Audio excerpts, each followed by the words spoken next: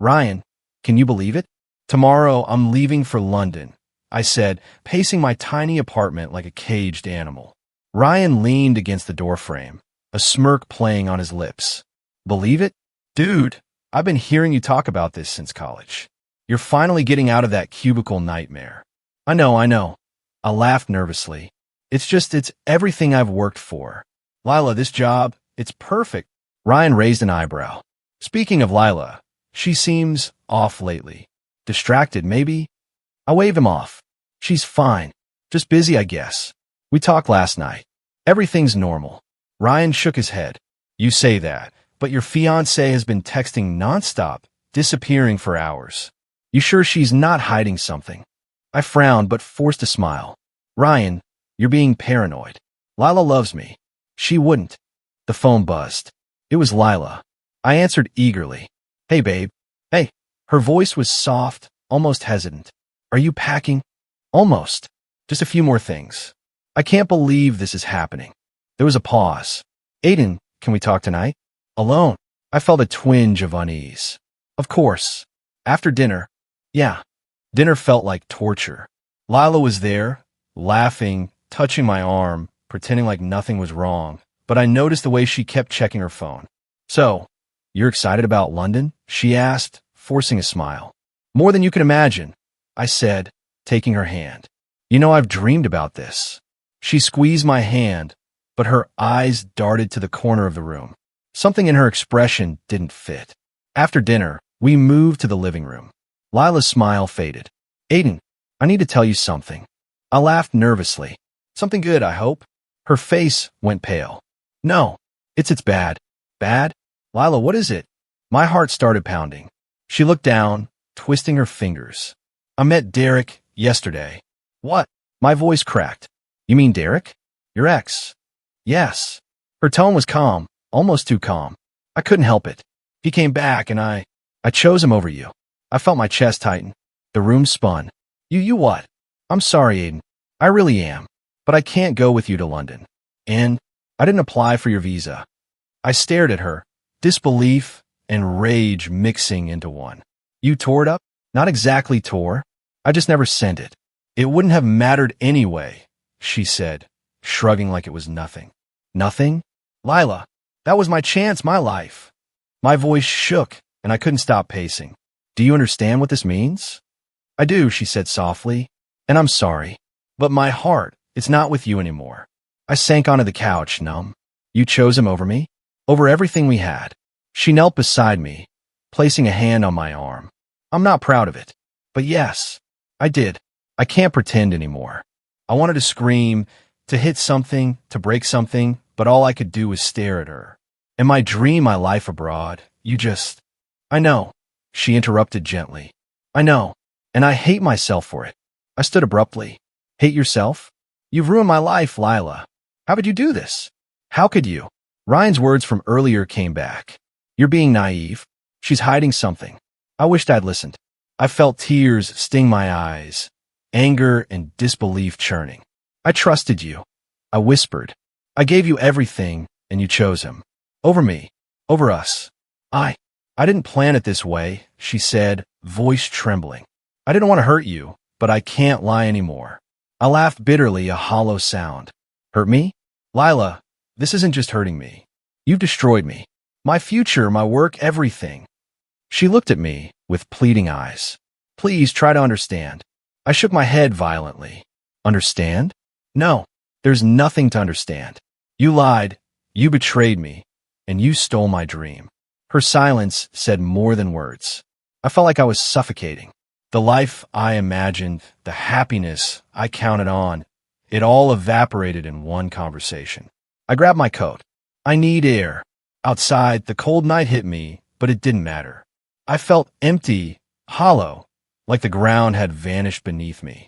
I couldn't believe the woman I loved, the woman I trusted, had chosen someone else over me in my life. I didn't know what would come next. All I knew was the burning desire to never feel this powerless again. And somehow I knew I would return, stronger, smarter, and she would never see it coming. I called Ryan first thing in the morning, my voice rough. Ryan, I don't know what to do. I can't stop thinking about her. About Lila. He sighed on the other end. Man, I warned you. You're drowning yourself in her lies. You need to breathe, take a step back. I trusted her, I muttered. Everything. I gave her everything. And she just threw it away. Just like that. You sound like a broken record.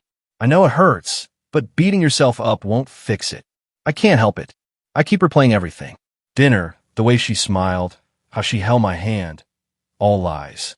Ryan's voice softened. You're human, Aiden. It's okay to feel this way. But listen, you need a plan. Not revenge yet. Just survival. I rub my face. Survival? I feel humiliated. Like the whole world knows I got played. Even my co-workers. I can't face anyone. You don't have to face anyone. Not yet. Just get through today. Later, at work, I barely focused. Files blurred. Emails became white noise. Sophie, my co-worker, leaned over my desk. You okay? You look wrecked. I forced a weak smile. I'm fine. Just tired. You're lying, she said bluntly. I've worked with you long enough. Something's eating at you. I hesitated. Should I tell her? I barely knew her, but her tone wasn't prying. More like concern. It's personal. Nothing work-related. Personal can affect work, you know, she replied. Talk to someone. Don't let it fester. I shook my head. I can't. It's complicated. She lowered her voice. Complicated doesn't mean unsolvable. Sometimes you just need perspective. Her words hit harder than I expected. Perspective? Huh? My fiancée left me. She tore up my visa, my dream, and I'm supposed to gain perspective? Sophie didn't flinch. Perspective isn't about excusing what happened. It's about deciding what you'll do next. I stared at her, silent. She seemed unshakable, calm, wise. And what would you know about this kind of betrayal? I asked bitterly. She shrugged. More than you think. But that's not important. What matters is you. Are you going to let it destroy you? Or are you going to survive? I wanted to argue, but no words came. Her eyes seemed to see through me, past my anger, past my heartbreak, to the part of me that still had control. During lunch, I couldn't stop replaying everything. I called Ryan again. Ryan, she's gone. I can't believe I trusted her. I feel so stupid. Stupid. Ryan laughed lightly. You're not stupid. You're human. She's the one who betrayed you. Don't confuse that with weakness on your part. I don't feel human, I muttered. I feel hollow, empty, and everyone around me, they'll see me as a fool. Forget what others see, Ryan said. Focus on what you control. Your future, your choices. That's all that matters right now. By mid-afternoon, I needed air. I walked to the small park nearby, phone in hand. Sophie appeared, coincidentally or maybe not. Mind if I join? She asked. I shrugged. Sure, I guess. We sat on a bench. She glanced at me. You can't change what she did, but you can decide what you do next. I don't even know who I am anymore, I admitted. Everything I planned is gone. My life, my dreams, all ruined because of her. She nodded slowly. Then start small. Take control over the parts of your life you still have. One step at a time. Let her choice be her burden, not yours. I stared at the ground. One step at a time sounds easy when you say it. It isn't, she said honestly, but it works. You're stronger than you realize, Aiden. You just need to stop letting someone else define you. Her words sank in. I felt a flicker of something I hadn't felt since last night. Determination. Maybe Ryan was right. Maybe Sophie was right. I didn't need to fix everything today, but I could start. I stood up. Thanks. I think I needed that more than I realized. Sophie smiled faintly.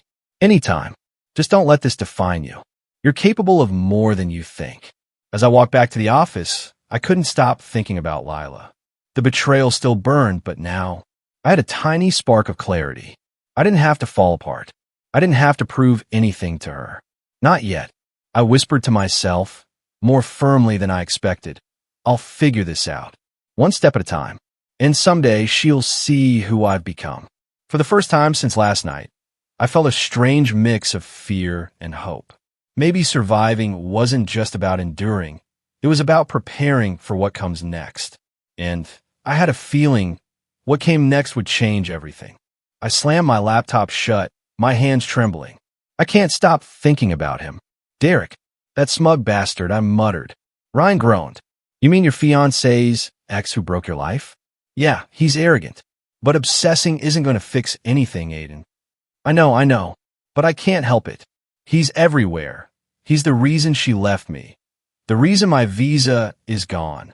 I paced like a caged animal. Take a breath, Ryan said, exasperated. You're letting anger control you. What are you going to do? I stopped pacing, fist clenched. I don't know yet, but I can't just sit here like a fool.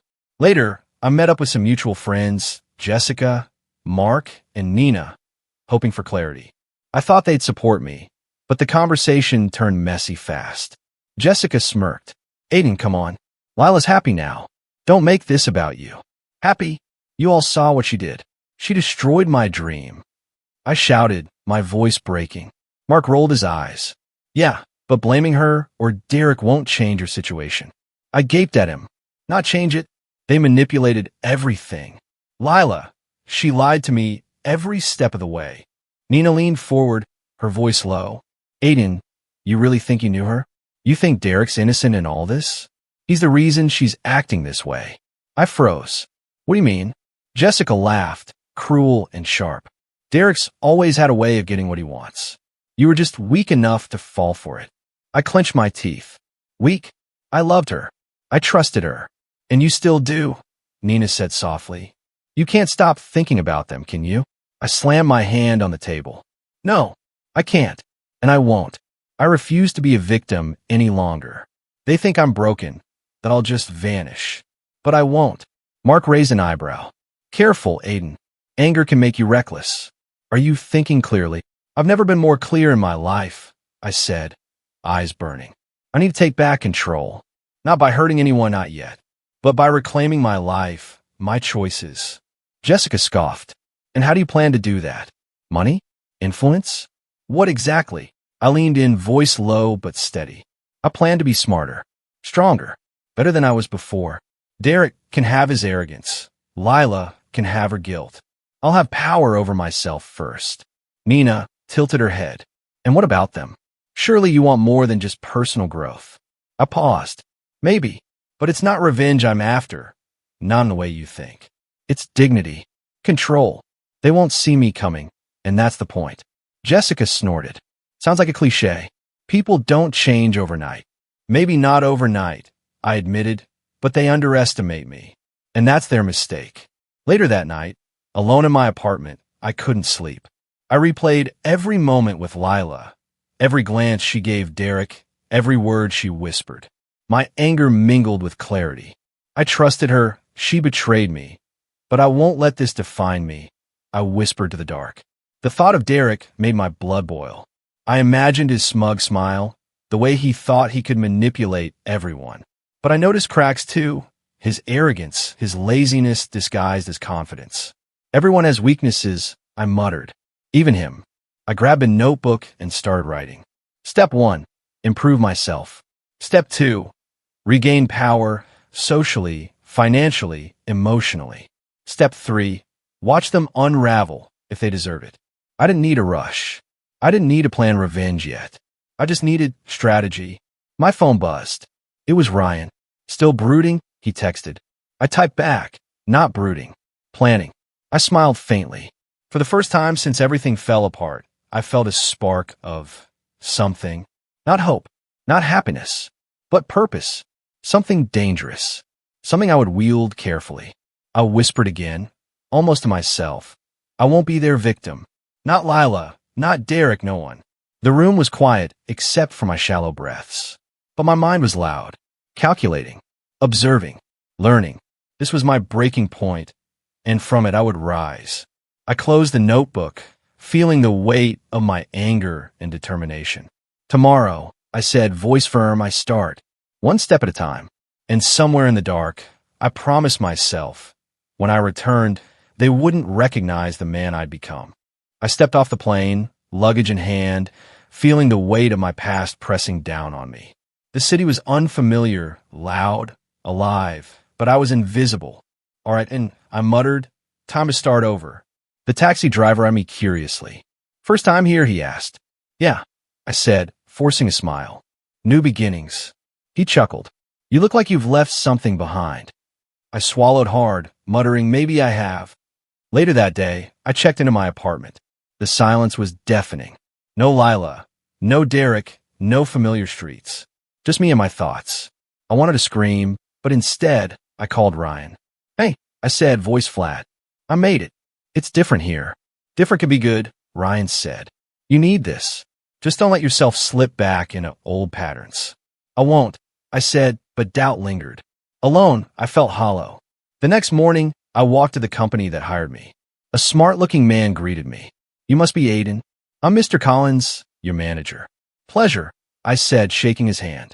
Collins studied me. I've read your file. Impressive background. But this is a new environment. You'll need to adapt quickly. I'm ready, I said, determination tight in my chest. He smiled. Good. Let's start with strategy. Not just the work, but controlling your space, your influence. That's power, not just revenge. His words hit me like a punch. Sophie's advice came rushing back. Power isn't about hurting others. It's about control over your life. I understand, I said quietly. Over the next few weeks, Collins pushed me hard. You're not here to survive. You're here to excel. Every detail matters. Every interaction counts. I nodded, absorbing every instruction. I'll make it work. At lunch, I met other colleagues. One, a woman named Maya, asked, how are you adjusting? I shrugged. It's tough. New city, new people, but I'm learning. Everyone's watching at first, she said. Just show them you belong. Confidence is contagious. I smiled faintly.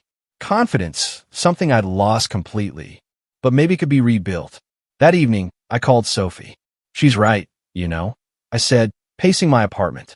It's not about them anymore. It's about me. Controlling my life, my choices. Sophie laughed softly. Glad you're finally realizing that. Most people waste years blaming others. Not me, I said firmly. I won't waste a single day. I feel different, stronger. Collins noticed it too. Your focus has changed, he said. You're no longer reacting emotionally. That's progress. I felt a small pride. I'm learning, I admitted. One night, exhaustion hit me hard. I called Ryan. I didn't expect it to be this lonely, I said. Even with progress, it feels empty sometimes. Loneliness is part of growth, Ryan said gently. It forces you to depend on yourself. That's where real power begins. I leaned back in my chair. I guess. I'm starting to see it. The anger, the betrayal. It was just the push I needed to take control. To stop being a victim. Maya dropped by my desk the next day. You've changed, she said. More confident. People notice when you stop looking down at the ground. I smirked. I've had a lot of practice looking down and deciding to stand up anyway. Collins observed quietly. Remember, Aiden, strength isn't loud. It's consistent. It's the small victories that build power over time. I nodded. Consistency. I can do that. At night, I wrote in my journal. Today, I control my reactions. I made a choice to learn instead of despair. Small steps, but real progress. Sophie's voice echoed in my mind again. Power isn't revenge. It's control over yourself. I whispered to myself, determination steady. I'll be ready. One day, I'll return, and I'll be someone they never imagined. Not for them, for me. The city lights outside my window didn't intimidate me anymore. They felt like a challenge. Every street, every stranger, every interaction was a chance to grow stronger. And for the first time since Lila and Dara destroyed my life, I felt capable. I could survive. I could build something better. I could become unstoppable. I looked at my reflection in the darkened window. The man staring back at me was no longer hollow. He was focused, hungry, and ready. Yes, I whispered to myself, voice firm. I'll rise from these ashes, one step at a time. I stepped off the plane and felt a strange thrill. This city wasn't foreign anymore. It felt like a stage, and I was finally ready to play my part. I smirked to myself. Time to see how far I've come. My phone buzzed. It was Ethan, one of the allies I'd built abroad. Everything's set. I asked. Everything, he said. The connections, the introductions. You'll have everyone curious in no time. I leaned back in my seat. Good. I want subtle. Let them underestimate me first. Then watch. Understood, he replied. Just remember, some of them, Derek and Lila, they're still fragile. Play it smart. I smiled faintly. Fragile. That word tasted sweet. I know. I've been patient. Too patient before. Later, I attended a gala. My suit fit perfectly. My smile easy, my presence commanding, but not overbearing. A few faces recognized me, others didn't. Perfect. A waiter approached. Sir, Mr. Collins requested to meet you. I nodded. Collins had become more than a manager abroad. He was now a mentor, guiding my network back here. Send him in, I said. Collins entered, shaking my hand. You've changed, Aiden. People are noticing your confidence. Thank you, I said, keeping my tone casual. I learn a lot while away. It's time to put into action. He smiled. Just be careful. Some old acquaintances might test you. I laughed lightly. I've learned to enjoy the tests. Across the room, my eyes found Lila. She looked the same, charming, flawless, but I noticed subtle cracks. The way she laughed a fraction too loudly. The way her gaze darted when Derek spoke. Small, human imperfections. I nudged Collins. See them over there? Yes. Lila and Derek, he said quietly. You're old ghosts. I smirked. Not ghosts. Memories. And memories fade when reality changes. I approached them casually, leaning against the bar. Derek didn't recognize me at first. Hey, we haven't met, he said, tone polite but bored. Really? I asked, letting charm drip from my words. We've crossed paths before. Small world, isn't it? Lila's eyes flickered. Recognition, or maybe unease. Do I know you? She asked, voice carefully neutral. Possibly, I said, smiling. I travel a lot now. Names get lost in the shuffle. Derek chuckled. Well, whoever you are, you look confident. Ambitious too. Thank you, I said. Confidence comes from experience. Hard lessons. Some of us learn faster than others. Lila's fingers twitched nervously. I don't know what to say. You don't have to, I said softly. Actions speak louder than words. We talked casually, small talk, polite banter, but every word was calculated. Every glance measured. Derek maintained his usual arrogance. Lila tried to hide it, but I could see them unraveling subtly. Their perfect image was cracking under pressure I hadn't applied yet. Collins nudged me. They're curious. Keep it slow. Let them wonder about you. I will, I whispered. Patience is key. Later, I stepped onto the balcony, phone in hand. Ethan texted. They're intrigued. Lila's nervous. Derek underestimates you. I typed back, good. Let them watch. Let them think I'm just another guy. A voice came from behind. I didn't expect to see you here, Lila said, cautiously. I turned slowly. Neither did I said, voice calm. Funny how life brings people back together. She swallowed. You look different. People change, I said, especially when they realize they're stronger than they thought. Her eyes widened slightly. Stronger? Yes, I said. Stronger, smarter, ready for anything. Some lessons are harsh, but worth learning. Derek appeared beside her, watching me closely. Who are you really? I'm Aiden, I said simply. The same person you knew, but upgraded. Experience changes a man. You'd know that if you had ever respected your opportunities. Derek's smirk faltered. Lila's face paled just enough to notice. Subtle shifts, but they were there. I smiled faintly. I'll let you two process that. It's always more effective when the lesson isn't obvious. I turned away, walking back inside, feeling the power pulse through me. Years of work, patience, and growth had brought me to this moment. That they didn't recognize me yet, not fully, but they would. Soon enough, everything would shift. And when it did, I would be ready. I spotted Lila at the charity event, standing near the refreshments, eyes scanning the room nervously. I approached slowly, letting my presence announce itself. Aiden, she breathed, startled. I didn't expect to see you here. I smiled faintly. Neither did I said. Funny how life brings people back when you least expect it. Her hand trembled as she held her glass. I wanted to. I've thought about, well, maybe what? I interrupted softly, studying her. Apologize? Confess? Beg for forgiveness? I don't know, she admitted, voice shaking. I didn't mean for any of it to happen. I never wanted to hurt you this much. I tilted my head, observing her. Yet you did. You chose Derek. You tore my visa. You destroyed everything we had. And now, her lips quivered. I regret it. I can't undo it. I see that now. I leaned closer, letting the quiet stretch. Regret is useless if it doesn't change behavior. Tell me, Lila, do you even know why I'm here? Her eyes widened. To rub it in? Show me how far you've gone. I chuckled softly. Not to show off. To observe. To understand. I wanted to see if time had taught you anything, or if arrogance still blinds you. She looked down. I see it now. Derek, he's not what I thought. He's weak in ways I ignored. I smirked. And yet you stayed. Why? Because he flattered you? Because he made you feel special while I was busy building a life? She flinched. I don't know. I was confused. I felt lost. And then, when you left, I interrupted gently. When I left, I started building, learning, growing. And now I see you.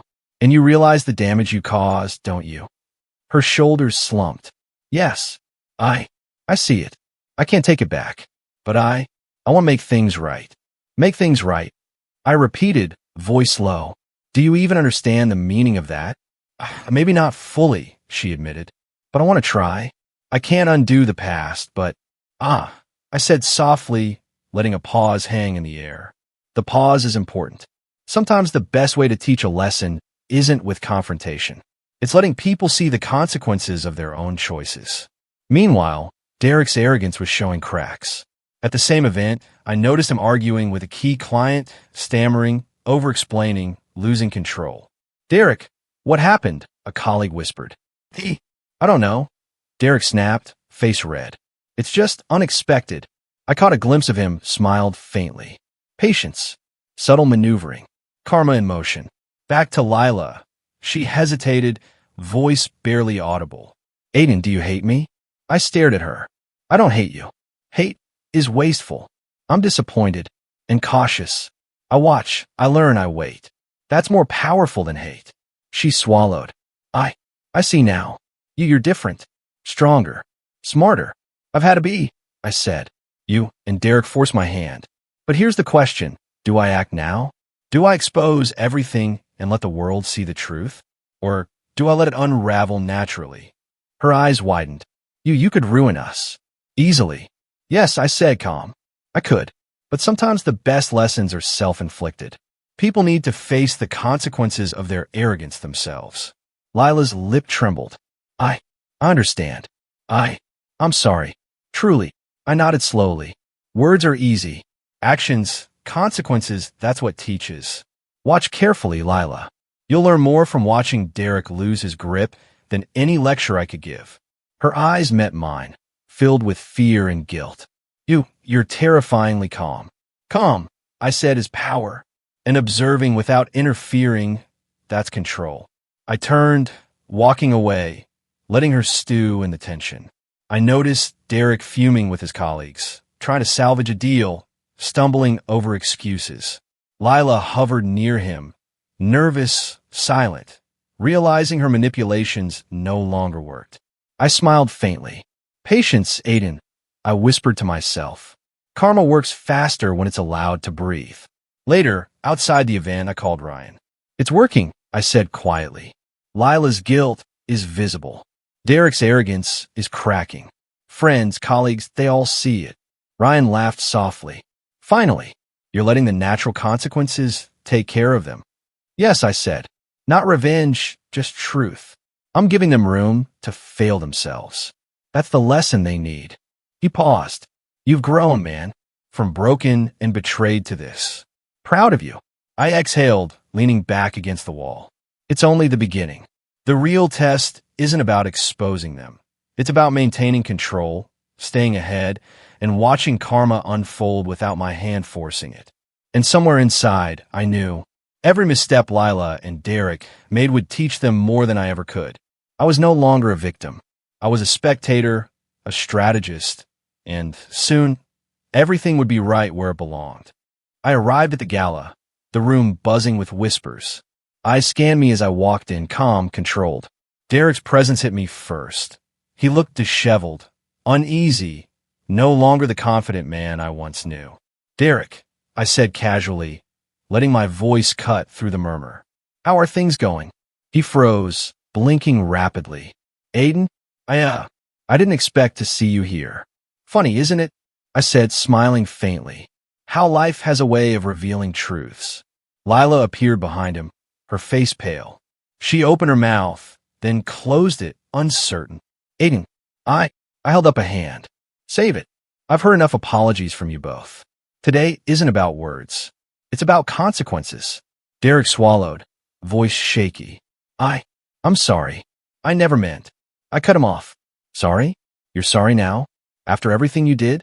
After you watched me lose my dreams while you and Lila thrived?" Lila stepped forward, trembling. "Aiden, please. I know I hurt you. I beg you." I looked at her, expression calm, detached. "Begging changes nothing. I don't need your forgiveness. I needed your honesty. That's all you ever had the chance to give." She flinched. I didn't know how. I made mistakes." "Mistakes," I repeated softly. "Mistakes are forgivable. Choices like yours, they define people. And now the world knows who you are." A group of mutual friends approached Derek, shaking their heads, whispering, "Derek, we can't trust your word anymore. This is too much." I noticed the subtle shift in their expressions, shock, disappointment, betrayal mirrored back to him. His arrogance, his charm, all crumbling. Derek's face turned red. I didn't mean to." "I can explain." "Explain what?"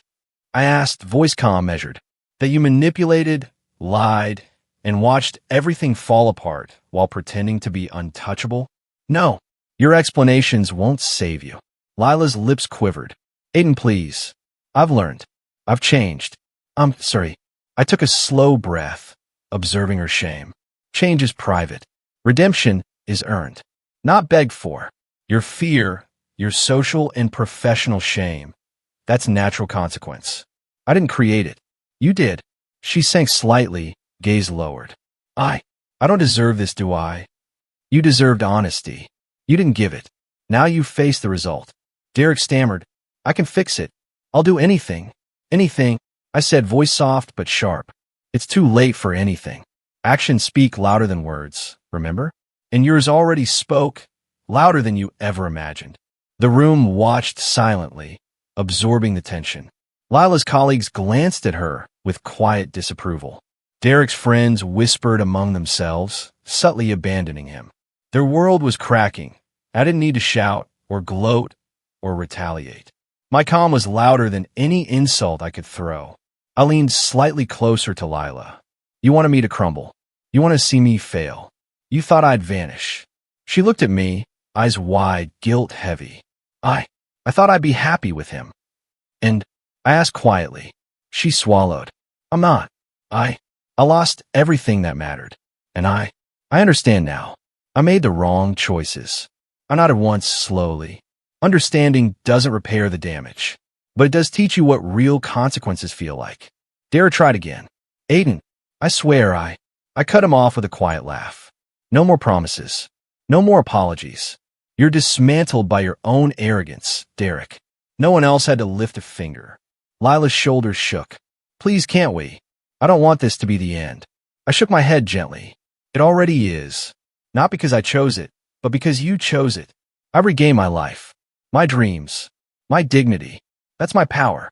Not vengeance, not humiliation, just control." I turned, letting the weight of my calm silence press over them. Derek's face flushed. Lila's eyes shimmered with tears, friends and colleagues whispering about what they had witnessed. Karma had arrived, not as a storm, but as a quiet, undeniable reckoning. Before I left, I looked back at them. Remember this. Power isn't always loud. Sometimes it's quiet. Sometimes it's calm. And sometimes it's watching the choices of others destroy them while you stand above it. I walked away, not angry, not triumphant, just steady, composed. The man they had tried to break was unbreakable now. And a lesson? Clear, loud in its subtlety. Control and dignity were far stronger than rage, far sharper than revenge. I sat in the quiet of my apartment, city lights flickering against the window. The last few years played in my mind like a film: betrayal, heartbreak, isolation, growth. Each moment had built me into someone unrecognizable to my past self. My phone buzzed. Ryan's name flashed. "Hey man, how's the new city treating you?" I smiled, leaning back. "It's peaceful, different, but in a good way. I feel whole, finally." "That's good to hear," Ryan said, voice light. "You've been through hell. You deserve this calm." "I know," I admitted. "I've been replaying everything, the lies, the betrayals, but I don't feel the need for revenge anymore. I realize control over my life is enough." Ryan chuckled. "Look at you. Philosophical. The old Aiden would have stormed their offices by now."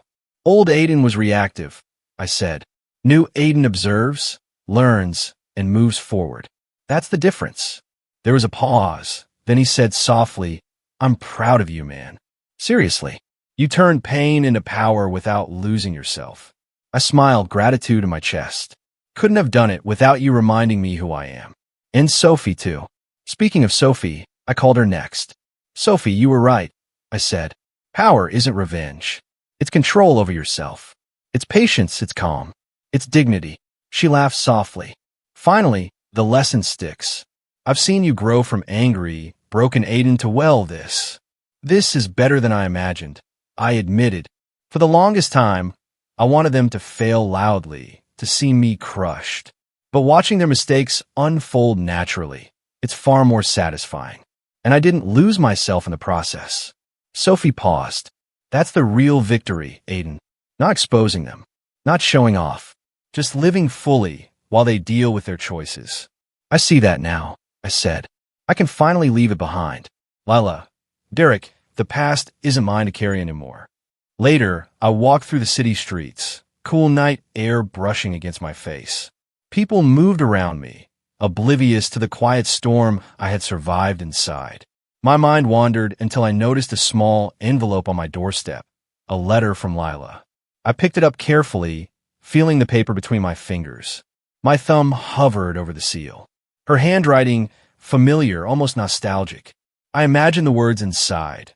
Apologies, please, confessions. I exhaled slowly. "Not today," I whispered. I placed the letter on my desk, unopened. Some stories are meant to stay closed.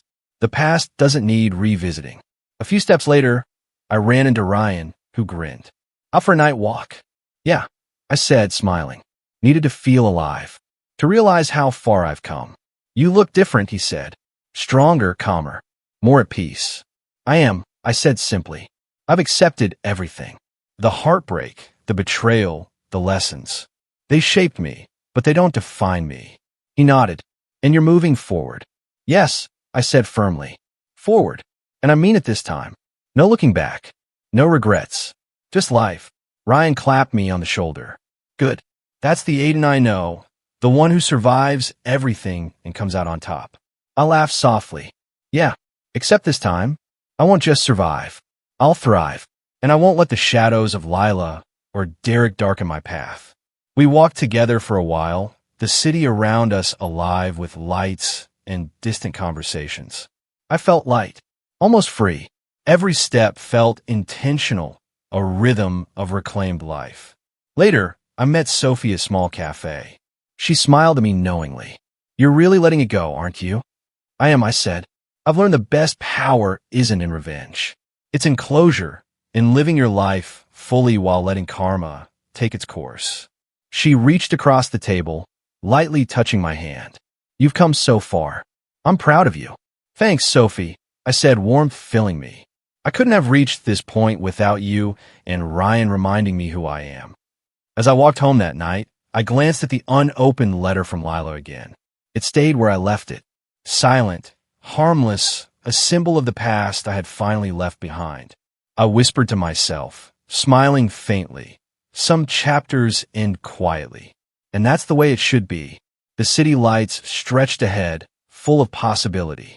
I didn't need apologies, explanations, or closure from anyone but myself.